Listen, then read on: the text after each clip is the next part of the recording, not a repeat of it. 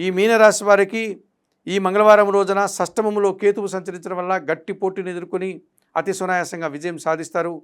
నిరాడంబరంగానే మంచి లాభాలు అందుకుంటారు. ఆదాయం పెరుగుతుంది. భగవంతుని ఆశీస్సులు అందుకుంటారు. పంచమములో గురువు సంచరిస్తున్నాడు. మీ ఆలోచనలు కలిసి వస్తాయి.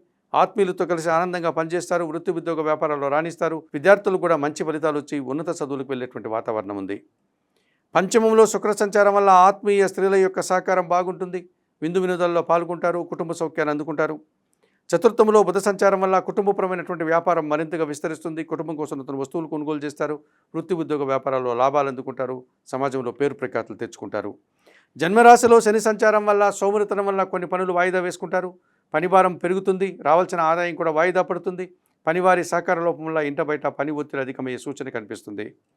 తెలుపు రంగు వస్త్రధారణ చేయండి. శివపార్వతులను దర్శించండి. బిల్వాష్టకం చదువుకోండి. నల్ల ద్రాక్ష కానీ నేరేడు పళ్ళను కానీ ఈరోజు వయోవృద్ధులకు దానం చేయడం వల్ల మరింతగా మంచి ఫలితాలను పొందగలుగుతారు.